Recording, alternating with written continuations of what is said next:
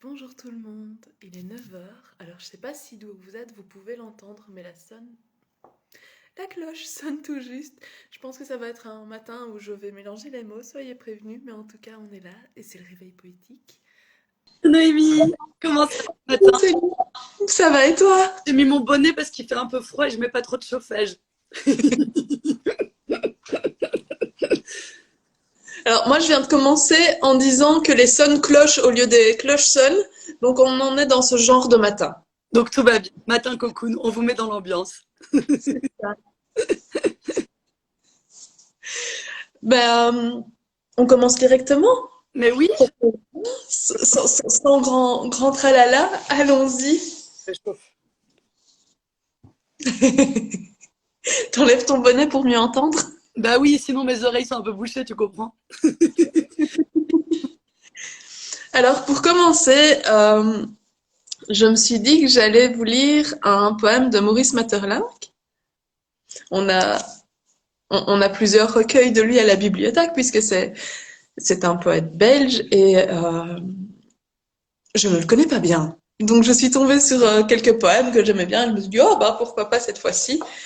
Euh, je n'ai aucune connaissance en poésie en fait. Moi je découvre en même temps que vous et là j'avais envie de lire Âme chaude.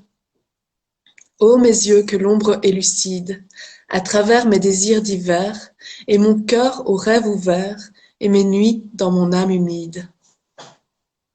J'ai trempé dans mon esprit bleu les roses des attentes mortes, et mes cils ont fermé les portes sur des vœux qui n'auront plus lieu. Mes doigts, aux pâles indolences, élèvent en vain chaque soir les cloches vertes de l'espoir sur l'herbe mauve des absences. Et mon âme impuissante a peur des songes aigus de ma bouche au milieu des lys que j'attouche, éclipse au moire de mon cœur. Il y a des très très belles images. Je connais pas du tout non plus. Enfin, je le connais de nom, mais je veux dire, je l'ai jamais lu et il y a des très très belles images. Mais Oui, s'ils se sont fermés sur la porte, je sais pas, c'est trop beau. attends, je te retrouve. Ça me donne envie de Euh, le relire du coup pour revoir les images mes cils ont fermé les portes sur des vœux qui n'auront plus lieu. des vœux qui n'auront plus. C'est très très beau. Mais j'en suis comme ça, je le connais vraiment pas bien et là je suis tombée sur plusieurs et j'ai eu du mal à choisir parce qu'en fait, je trouve voilà, il y a des belles images, on comprend pas tout mais ça fonctionne quand même. Ouais, non, non, très très beau. J'ai beaucoup aimé là pour me réveiller un peu poétiquement. Du coup, on va enchaîner avec aussi une poétesse que je connaissais pas du tout. Enfin, là pour le coup, même pas de nom, qui a été publiée chez l'Arbre à Parole. J'imagine qu'elle est belge, mais je suis pas tout à fait sûre, mais voilà. Et en fait, c'est Catherine Barzix et c'est un recueil qui s'appelle Disparu.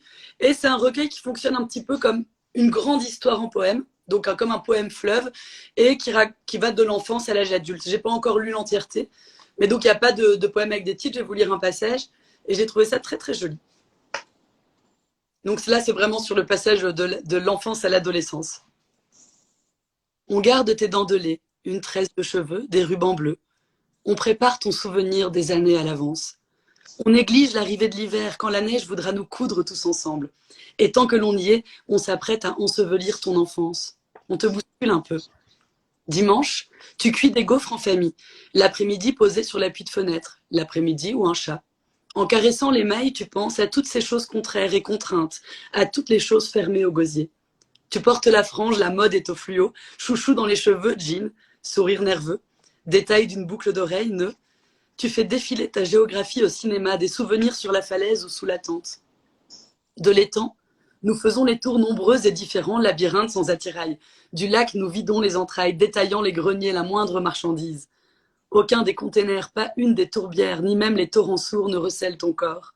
Nous te cherchons partout. Reniflant à genoux, relevés, nous puons l'échymose et le froid. Nous te cherchons partout, mais ce n'était pas toi. Avec ces étiquettes, tu as le rose aux joues, le pépin du raisin, le sourire à la laque. On porte ainsi les filles à l'hôtel. Elles ont encore les genoux abîmés au gravier. On leur chuchote à l'oreille. On les chatouille pour les faire glousser. Voilà, extrait. Je trouvais que c'est très joli. C'est comme beaucoup de petites images aussi comme ça et un peu l'évolution d'une enfant jusqu'à l'âge adulte et c'est tout doux. Oui, et des choses très concrètes en même temps, en- très concrètes et puis de belles images aussi. Oui. C'est un savant mélange, c'est chouette. Ouais. Oui, c'est un peu Alors, bien et la poésie un peu plus lyrique, quoi. Il y a une espèce de mélange qui était intéressant. ouais, qui est savamment dosé en tout cas dans ce que j'entends, c'est chouette, ça donne envie. Euh, Ensuite, j'ai repris un des fascicules de la revue Sort. Ici, on est dans le fascicule numéro 6, qui était pour l'hiver 2021-2022. Euh, et j'ai pris un poème de Marie Pédini. Alors, la revue Sort, donc c'est une revue de poésie, et c'est toujours des poètes, des poèmes de poétesses et qui sont illustrés par une illustratrice qui est différente à chaque fois. Et donc ça s'appelle Brouillard. Émerger tard, les yeux brouillés par la pluie, journée dans les rues embrumées par la nuit, le soleil au zénith se couche de plus en plus tard. La ville entière est plongée dans le brouillard. Jour et lune se confondent dans une harmonie noire. Elle marche seule sur les gouttes de trottoir, ailleurs les étoiles guident les autres. Elle est comme Dieu abandonné par ses apôtres. Les lumières artificielles clignotent sur les gratte-ciel. Les fabriques sont factices comme les tristes nouvelles. Un commerçant miaule comme son chat de gouttière. Elle traverse la rue appelée par une route austère. Elle rentre chez elle les pieds glacés. Son appartement offre un regard sur les allées. Sur les vitres de la fenêtre coulent les larmes de buée. Quand elle l'ouvre, elle fait pénétrer des nuées. Son appartement est une bulle de bois rafraîchie par l'hiver. Elle cache son corps dans la douceur d'une couverture polaire. Elle ferme les yeux, elle est lasse de rêver. Dehors, le brouillard lentement commence à s'évaporer. C'était rigolo, c'était un peu dans la même lignée, je trouve. Avec des images très concrètes, la couverture polaire et en même temps les larmes de buée. Enfin, très joli. Oui, et alors on n'est pas encore en hiver, je le sais, mais je trouve que ces derniers jours, on a vraiment eu un changement de température et je sais pas, ça me faisait penser vraiment à cette ambiance que moi je ressens pour le moment, donc Oui, on a j'aime bien. envie de hiberner, cocooner, c'est vrai, ça s'y prête, quoi. Et Et alors, j'aime bien que là, quelqu'un met des mots sur ce que je vis. ouais. Et pour le moment, ça, c'est mes journées, je trouve. Et donc, et j'habite dans un endroit où il y a souvent du brouillard. Donc, voilà. Et juste pour rebondir sur la revue Sœur, donc j'ai vu qu'ils allaient changer enfin qu'elles allaient changer leur régularité et la formule. Donc il va y avoir un dernier numéro sur le même format, etc. que les autres, Utopie. Et ensuite, ce sera plus que 2 fois par an. Et peut-être que ce sera un peu plus grand. Et j'ai l'impression qu'elles vont essayer aussi de faire d'autres projets poétiques. Donc c'est vraiment une association qui publie cette revue de poésie pour mettre en avant des voix de femmes. Donc voilà. Et c'est des très chouettes sélections qu'elles font. Donc à suivre le travail qu'elles vont faire. Elles sont à Paris, donc si elles font des événements, voilà, ce ne sera pas à Bruxelles, mais il y aura très certainement des choses à suivre. Et il y a peut-être des personnes de Paris qui nous suivent. Je vois une personne de Paris qui vient de se connecter, que je connais très bien. Bonjour, bonjour, ma petite cousine. Alors, je vais maintenant vous lire justement un poème parisien, tiens. C'est un poème, ça tombe bien quand même, le hasard est bien fait, de Rim Battel. Donc Rim Battel est une poétesse que j'aime beaucoup. Et là, c'est un recueil en poche qui a été publié chez le Castor Astral. Si vous aimez la poésie, très chouette maison d'édition à suivre en termes de poésie contemporaine, quoi. Ils font aussi beaucoup d'anthologies avec des titres toujours magnifiques et un très très beau travail en poésie. Ben, voilà. Et donc c'est un poème qui s'intitule 9-3 de Battel. N'est-on plus heureux dans le 9-3? On a la beauté des îles proches et lointaines, les cheveux de jument, la patience de Thuria, le cuir solide, la mer assise, le rap, la moula à la source, le Lacoste gueule scellée et grande ouverte. Aux 4 égraté, cash, astro, gris-gris, les dates de naissance, les dates de départ, une adresse chère, un jour de fête, l'heure, 1,06, les nombres pairs, le 7, le 5, le 3 enchaînent, dans l'ordre militaire des marées, la chanson terrible de l'inconnu et de l'espérance. Les chevaux de course figurent l'espoir, le retour triomphant vers une campagne aride mais natale. Un quartier populaire, suburbain, sublimé par la mémoire. Le bras d'une jeune mariée, parfaitement modelé pour pétrir. Une belle-mère, tyrannique mais bonne cuisinière. Un père malade mais tyrannique. Un frère peut-être, une sœur, un cousin aimé dans le secret. à l'arrière d'une Honda. Un roi coriace, une robe de rosée. Un soir, le 7, le 5, le 3, figure le carrefour au cou duquel palpitent des cœurs qui rêvent de gloire, de conquête et volent tous les matins. Pensais-je en sirotant du haut de ma terrasse une eau garden agrume. Voilà. Un petit lien un peu... voilà. Sur son... J'ai bien aimé. J'aime bien la poésie des villes aussi en général, donc quand on fait d'un quartier un personnage, j'ai toujours bien aimé ça.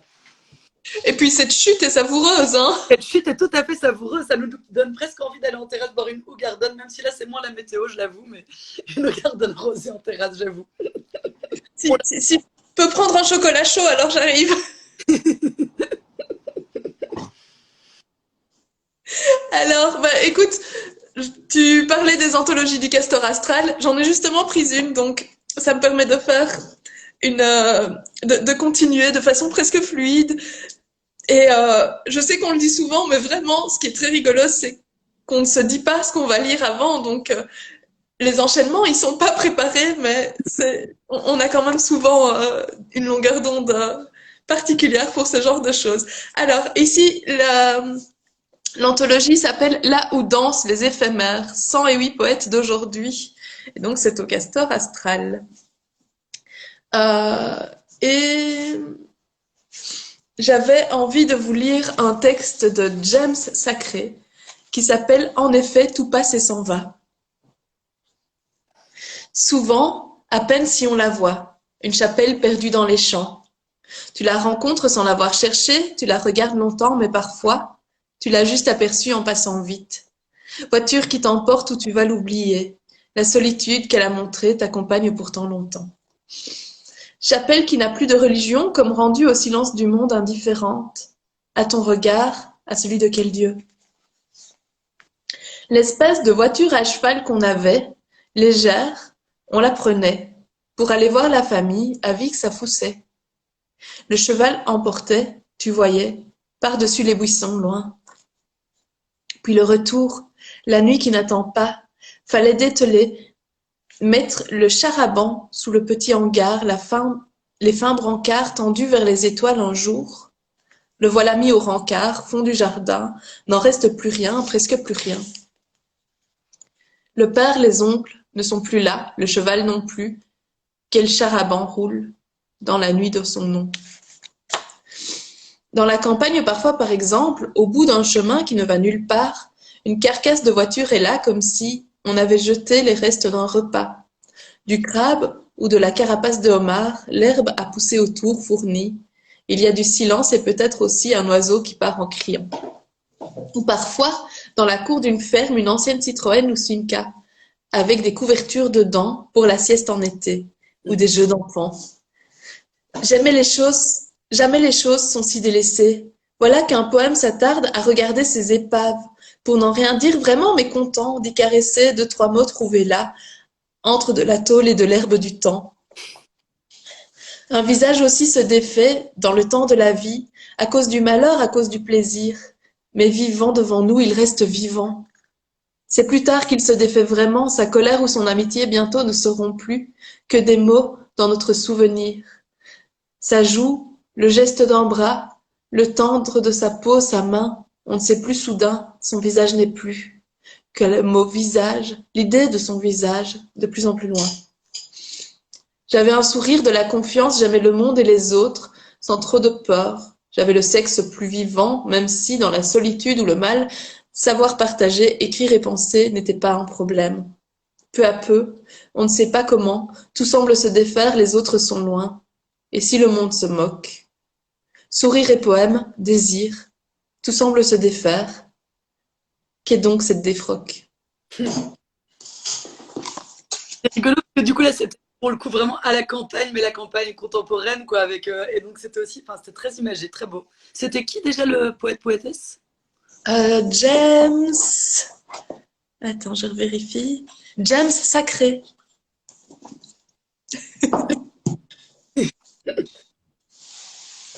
Alors du coup, moi on m'a prêté ce recueil de poésie, c'est mon frère qui me l'a prêté et donc j'ai découvert un petit peu. Et il y a un poème que j'ai vraiment bien aimé, c'est de Simon Johannin, La dernière saison du monde. C'est aussi un poète contemporain. Et lui, il a été publié. Oui, j'avais l'impression bien navré. Édition Alia. Bah, c'est une maison d'édition que je découvre en fait. Ça ressemble un petit peu à la collection de l'Arbre de Diane. Donc du coup, voilà, j'ai cru, mais non. En fait, c'est l'édition Alia, je ne connaissais pas. Et c'est des très jolis poèmes. J'ai beaucoup aimé. Donc du coup, comme on est en novembre, je vais lire ce poème-là qui n'a pas de titre. Je n'ai plus le goût de ces journées d'octobre, où nous courions sous l'orage. Je n'ai plus la couleur des torrents rafraîchissant ton front, s'écrasant sur tes dents. Je n'ai que celle immense de ce sourire que tu jetais en l'air, chuchotant sur ta peau un reste de musique. La furie de cette dentelle de plastique qui marquera mon vie à jamais. Le feu, la folie de ces épaules blanches comme des lunes. Le soir, dans les fumées, dans la vapeur d'un monde dont on ne sait rien. Des villages assombris par les ampoules éteintes. Des fêtes tristes traversant les rues accrochées d'un mur à l'autre. Les maisons froides au fond desquelles on se suspend aux poutres. Les bois cerclés de terre humide, les lumières d'un matin. Où la beauté surgit encore une fois après l'éternité. Demain semblait si loin la liberté partout accessible. Aucun inconnu à toucher de ses mains, aucun corps incompris. Oh.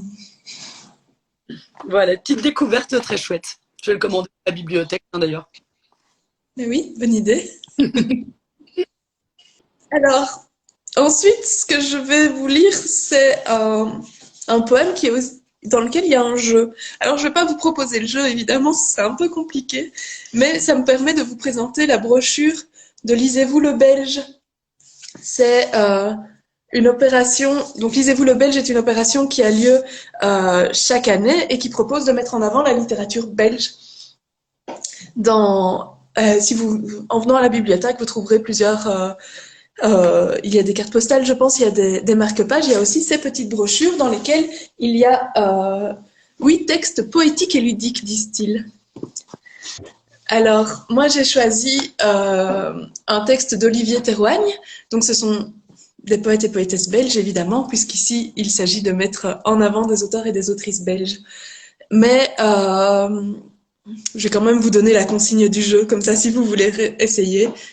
Retrouvez dans ce poème les termes suivants. 6 mots faisant partie du champ sémantique du livre, dont une technique inventée par les moines au Moyen-Âge. 4 mots empruntés au champ sémantique du corps. Un mot inventé ou néologisme. Et un proverbe détourné. Si on n'y arrive pas ou si on n'a pas envie, il y a à la fin toutes les réponses, ne vous tracassez pas. Et donc ici, c'est trouver des choses, mais d'autres poèmes proposent de continuer en fait, de faire nous une liste de ce qu'on a lu, de ce qu'on a aimé et de l'écrire de façon poétique. Donc je trouvais que c'était une bonne façon de vous parler de Lisez-vous le Belge, que vous pouvez retrouver sur les réseaux sociaux, et c'est une mise en avant de la littérature belge, car on a vraiment de belles choses à découvrir en littérature belge. Et je vais vous lire Marque l'âme d'Olivier Théroigne. Je ne tourne pas la page, car elle ne brûle pas, les bulles dans la marge aux frontières de tes doigts. Que cache-t-on au juste quand on se met à nu, sans demander des comptes aux petites histoires qu'on se raconte? Mon cœur canicule dans ce train qui ne circulera pas ce jour de fête nationale à l'arrêt Louvain-la-Plage sans mer du Nord. Un voyageur me dit « Tu habites un pays artificiel car la langue y est plurielle, la grande histoire touche à l'identitaire. » Je dis « L'essentiel s'écrit. Dans les mots secrets, sacrés de nos folklores, voir ces villages où veillent les paysages de l'enfance. L'anthologie de chaque vécu hante les visages palimpestes. Une inconnue reste en tête, faut-il gratter les strates? Des livres sans menottes aux récits divers oubliettes, ou trier le bon grain de l'ivresse. Le livre reste ouvert comme une blessure de guerre avec un marque-l'âme qui nous rassure. Marque-l'âme, c'est ça. Alors, du coup, on va partir maintenant en Corée. Voilà, hein, on passe de la Belgique à la Corée. Et parce que j'ai trouvé un poème que j'aimais beaucoup dans donc, une anthologie chez Bruno Doucet, l'édition Bruno Doucet, qui s'intitule, et j'aime beaucoup ce titre, C'est l'heure où le monde s'agrandit. 11 poètes coréens autant. Donc, le poème que je vais vous lire s'intitule Un coup de poing. Et c'est de Jeong Kut Buil. Voilà. Et donc ça s'intitule Un coup de poing. Ma fille de 7 ans voulait devenir ballerine ou bien peintre. Mais le jour où elle s'est bagarrée, avec 3 garnements lui barrant le chemin, elle m'a déclaré qu'elle allait devenir un sacré coup de poing. Un poing capable de démolir 3 garçons d'un seul coup. Un poing à ne pas sous-estimer sous prétexte qu'elle était une petite fille. Chaque nuit, elle ruminait ce désir d'avoir un point fort. Moi qui voulais juste devenir poétesse, ou tout simplement experte en paysage, j'aimerais moi aussi avoir un sacré coup de poing. Un poing capable de balayer d'un seul coup les mots vides, turbulents, qui m'ont suspendu à un crochet et me dévorent les chairs. Un point à ne pas sous-estimer sous prétexte que mes vers sont dépourvus de rhétorique et de fioritures. Chaque nuit, je rumine ce désir d'avoir un point fort, un point qu'on serre, un point qu'on rouvre. Ah, il est chouette, dit. Moi, j'ai trouvé trop joli. Et j'imagine trop cette petite fille qui a envie d'avoir un point super fort pour que les garçons arrêtent de l'embêter. Et je vois dans les commentaires des gens qui sont en train d'essayer de trouver les différentes expressions du poème précédent. C'est trop rigolo. Allez-y, je vous en prie. Palimpseste. Donc voilà. On a des brochures comme ça à la bibliothèque.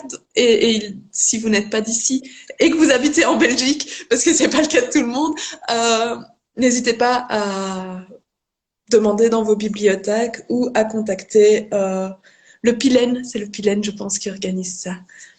Voilà. Alors, ensuite, parce qu'on en a beaucoup parlé et qu'on va continuer, du coup, j'ai pris un autre ouvrage du Castor Astral. Rime Battle aussi, je reconnais. De Rime Battle. C'est les quatrains de l'All Inclusive. Et il est à la bibliothèque et il était mis en présentation. Et mine de rien, quand les livres sont en présentation, c'est ceux-là que je regarde les premiers. Donc voilà, c'est ça. Parce qu'en fait, maintenant qu'on a déménagé presque toute la bibliothèque et donc on a fait dans la poésie un endroit pour mettre des livres. Donc je m'en suis donné à cœur joie d'en mettre plein. Je sens que je vais pouvoir aller en remettre du coup tantôt. Oui, parce que j'en ai pris 2. Je vais m'en occuper tout à l'heure. Donc voilà, je vais vous lire le 11e quatrain de l'All Inclusive. Il y a tes yeux qui s'enfoncent en moi, m'en demandent trop et pas assez. Mon foie est à bout de souffle, il lui faut son coquillage pour entendre et un sein pour oreiller. Tous les corps sont tatoués, tous les tatouages approximatifs, ils sont, comme les poèmes, les essais des sans-bagages. Il est agréable de voir autant de nombrils, nœuds divers et sans métaphore. L'eau et la brasse et parfois. Les brassières portent leurs dérives, les palmiers impriment en leur creux éphémère histoire en négatif. Je mange mieux quand je n'ai rien préparé, ni couru, ni brûlé le fond de la casserole, et j'aime mieux mon ventre soulevé par autre chose que l'effort. J'aime beaucoup la chute. Très très chouette, Rime Battle. Alors, maintenant, j'ai prévu de vous lire un poème de Paul Éluard, une fois n'est pas coutume. Assez long, mais en fait, j'ai halluciné parce que c'est un poème dont je connaissais énormément de parties, isolément, mais que je n'ai jamais lu en entier, en fait. Donc, c'est la première fois que je le découvre en entier, et c'est le fameux poème où il y a la terre bleue comme une orange. Et en fait, j'avais jamais lu ce poème en entier, donc on nous parle de la terre est bleue comme une orange depuis l'école, et personne ne prend la peine de nous faire lire ce magnifique poème, où il y a des images bien plus belles d'ailleurs que juste la terre est bleue comme une orange, donc je vois pas pourquoi on a choisi juste celle-là. Mais voilà, ça c'est mon point de vue, vous me direz après. Ah bah voilà, un petit jeu, si vous voulez noter une image qui vous plaît dans ce poème.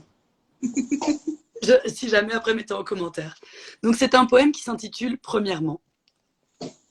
Je te l'ai dit pour les nuages, je te l'ai dit pour l'arbre de la mer, pour chaque vague, pour les oiseaux dans les feuilles, pour les cailloux du bruit, pour les mains familières, pour l'œil qui devient visage ou paysage, et le sommeil lui rend le ciel de sa couleur, pour toute la nuit bue, pour la grille des routes, pour la fenêtre ouverte, pour un front découvert.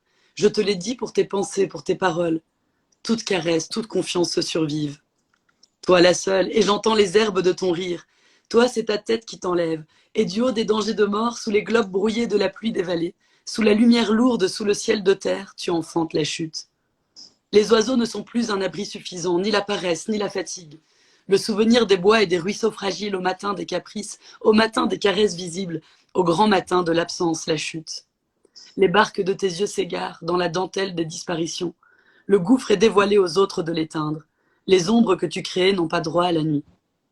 Mon amour, pour avoir figuré mes désirs, mis tes lèvres au ciel de tes mots comme un astre, tes baisers dans la nuit vivante et le sillage de tes bras autour de moi, comme une flamme en signe de conquête. Mes rêves sont au monde clair et perpétuel. Et quand tu n'es pas là, je rêve que je dors, je rêve que je rêve.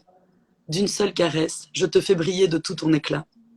La terre est bleue comme une orange. Jamais une erreur, les mots ne mentent pas. Ils ne vous donnent plus à chanter. Autour des baisers de s'entendre, les fous et les amours, et sa bouche d'alliance, tous les secrets, tous les sourires, et quel vêtement d'indulgence à la croire toute nue. Les guêpes fleurissent vert, l'aube se passe autour du cou. L'aube se passe autour du cou, pardon. Un collier de fenêtres, des ailes couvrent les feuilles. Tu as toutes les joies solaires, tout le soleil sur la terre, sur les chemins de ta beauté. Le sommeil a pris ton empreinte et le colore de tes yeux. Le front aux vitres comme font les veilleurs de chagrin, ciel dont j'ai dépassé la nuit, plaine toute petite dans mes mains ouvertes, dans leur double horizon inerte, indifférent. Le front aux vitres comme font les veilleurs de chagrin. Je te cherche par-delà l'attente, par-delà moi-même. Et je ne sais plus tant je t'aime, lequel de nous deux est absent. Les corbeaux battent la campagne, la nuit s'éteint.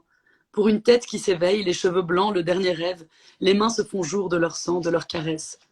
Une étoile nommée Azur et dont la forme est terrestre, folle des cris à pleine gorge, folle des rêves, folle au chapeau de sœur cyclone, enfance brève, folle au grand vent. Comment ferais-tu, la belle, la coquette? Ne rira plus l'ignorance, l'indifférence ne révèle pas leurs secrets. Tu ne sais pas saluer le temps, ni te comparer aux merveilles. Tu ne m'écoutes pas. Mais ta bouche partage l'amour, et c'est par ta bouche, et c'est derrière la buée de nos baisers que nous sommes ensemble. Il fallait bien qu'un visage réponde à tous les noms du monde. Voilà. J'ai mis un peu plus long, mais en fait, comme j'en connaissais plein d'extraits et que je trouvais que ça chouette de le lire vraiment en entier, quoi, d'avoir l'entièreté de ce poème qui je trouvais vraiment très beau, avec bon quelques petites images qui restent tout à fait dans l'air du temps d'un homme de son temps. Je t'ai fait briller par mes caresses, mais ça va aller. Mais du coup, il le dit bien mieux que ça, mais quand même. Mais il y a des images que je trouve absolument renversantes dans ce poème et il n'y a rien à faire. Je trouve qu'il parle quand même d'amour avec. Enfin, il écrit sur l'amour avec des images très fortes, quoi, et très tendres. On a ici dans les commentaires quelqu'un qui dit pour toute la nuit bu. Ah C'est oui, vrai que c'est trop beau. moi j'aimais bien au tout début l'herbe de ton rire, je Oui, crois que c'est l'air ça. de ton rire, c'est trop beau aussi. Et Donc voilà. regard. Et du coup, la barque de ton regard, ça fonctionne. C'est pas des images, ce que tu pourrais dire, mais moi, je vois le regard qui bouge comme une barque. Enfin, je sais pas, c'est vraiment, hop, directement, je suis happée comme ça. Enfin, voilà. Et on peut compter sur toi pour rendre hommage à Éluard et nous redonner tout ça. Donc, vous voulez, je continuerai à vous lire du Éluard les vendredis matins, à la mémoire de mon grand-père. C'est derrière la buée de nos baisers. Oui, ça, c'est trop beau aussi. Mais voilà, moi je vais terminer les poèmes alors avec un autre que tu as mis en avant, c'est Le désir aux Oui, couleurs du poème. C'est une anthologie établie par Bruno Doucet et Thierry Renard aux éditions Bruno Doucet. Et j'ai pris un poème de Cathy Niviabandi. Voilà, je suis désolée, ça dit peut-être pas comme ça, mais et ça s'appelle Je suis. C'est sorti dans On n'a que l'amour aux éditions de Bruno Doucet en 2015, donc c'est quelque chose de très récent. Ici, il revient dans cette belle anthologie. Et je me disais que pour clôturer ma partie, en tout cas, de poème du jour, j'avais envie de parler de désir et d'amour. Je suis. Je suis ton nom, je suis ton aube, je suis ta nuit. Je suis une poussée de fièvre, je suis un battement d'ailes. Je suis une ardeur lycéenne, je suis un cri sans fin. Je suis cette main tendue au coin d'une rue. Je suis cette faim qui rend toute pensée frêle. Je suis le sommeil d'un peuple millénaire. Je suis une angoisse inexpliquée. Je suis cette femme qui vient d'être aimée. Une langueur qui tâtonne et guette l'aurore au fond d'une falaise. Un désir, un souvenir de ce que tu fus. Longtemps, longtemps avant d'être ce que tu es. Je suis un songe de liberté, et cette nuit, c'est de toi, terre d'émeraude, que j'ai rêvé. Hmm. Ah, tout doux. C'est bien terminé. J'en ai encore un mec qui est doux aussi. Mais Alors, un poème je qualifierais un peu d'humaniste. Il est un peu triste en même temps, et c'est beau. Et ça m'a fait penser en fait un petit peu à ça n'a rien à voir parce que oui, ça date de 2002, mais ça m'a un petit peu fait penser à la période du confinement. Et personnellement, j'ai beaucoup de vis-à-vis dans ma rue avec mes voisins. Et mes voisins, je regarde très peu mes voisins voisines, mais ma fille le fait. Et du coup, elle sait toujours qui vit en face et les gens qui viennent chez moi aussi en général. Et ça m'a rappelé ce confinement où en fait on avait un rapport de proximité malgré tout avec les personnes en face de nous qui vivent dans la même ville, ce qui d'habitude n'est pas trop le cas. Et donc vous allez comprendre puisque ce poème s'intitule Fenêtre. C'est un poème de Paul Cash et c'est dans une petite anthologie du slam qui est assez intéressante, mais qui date quand même d'il y a un petit moment. Donc voilà, il faudrait en publier une deuxième. Hein. on compte sur vous. On compte sur vous. Donc Fenêtre de Paul Cash. Celui ou celle qui fume une cigarette à sa fenêtre. La pluie de la gouttière se déverse brûlante sur une poubelle. Et je pense à celui ou celle qui fume une cigarette à sa fenêtre, seul à sa fenêtre. Heureusement, nous, on s'est démerdé à pas être tout seul. Malheureusement, il y en a qui ne sont pas tout seuls. Ça doit être dur d'être seul dans la vie, seul à sa fenêtre, avec une seule cigarette. Alors pour ces gens-là, je me rallume une autre cigarette, pendant que la pluie bat plus fort. Et puis je pense à celui ou celle qui n'a même pas de fenêtre, à celui ou celle qui fait la manche uniquement pour une cigarette. J'espère pour eux qu'ils n'ont plus d'espoir. Pour eux, l'enfer, c'est l'espoir. Et puis je pense aux alcooliques, quand le vent se fait plus fort, quand il leur reste encore l'espoir d'en boire encore un verre. Alors je bois un verre à ma fenêtre, et je trinque aux gouttières et aux poubelles. Et puis qu'il pleuve ou non, je pense à celui ou celle pour qui la fenêtre est fermée, pour qui la plaie reste ouverte. Oh, mais c'est triste. Mais bon, j'avoue, j'ai fini le dernier vers, j'étais là, ah oui, c'est quand même vraiment très triste. Mais bon, mais c'est beau. C'est très beau et j'aime bien. Alors, le début, je t'avoue qu'à la fin, je suis en train de ratisser sur ma chaise. Oui, oui, en fait, c'est ça qui est chouette, c'est ce truc aussi de partir d'une anecdote toute simple, d'un petit moment de vie comme ça.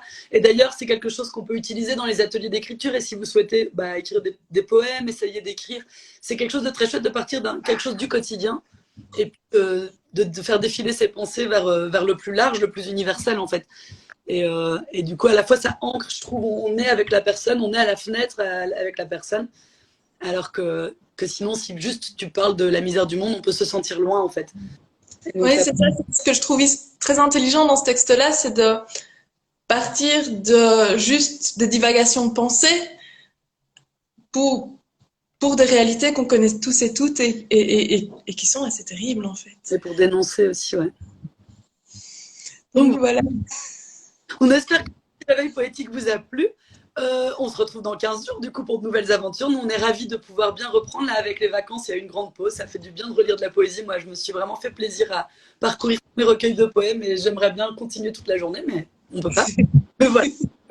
Donc, j'aurai un bon prétexte pour dans 15 jours. Continuez à venir nous voir, comme ça, on peut continuer à lire de la poésie. Et ça, c'est chouette. On continuera malgré tout, mais ça nous permet de nous arrêter et de le faire vraiment, quoi. Mais oui, merci à toutes et tous pour votre présence aujourd'hui, pour les petits commentaires. C'était vraiment très chouette de voir vos réactions. Et si vous regardez cet épisode en live, sachez que un nouvel épisode de Bernadette Pivote va être mis sur notre chaîne YouTube. Donc c'est peut-être le bon moment d'aller vous demander ce que vous allez lire et de voir Céline et Anne-Sophie qui vous font de chouettes présentations. Et d'ailleurs, je me permets de rebondir pour dire que jeudi prochain, il y aura aussi moi-même et Anne-Sophie en Bernadette en live à la bibliothèque à 18h30 pour la sortie de mon livre, qui est quand même assez poétique, enfin où il y a beaucoup de poèmes. Donc voilà, je fais une espèce de petite auto-promo, mais si jamais vous avez envie d'être là, je pense que ça va être un chouette moment et ça me ferait très plaisir de vous y voir.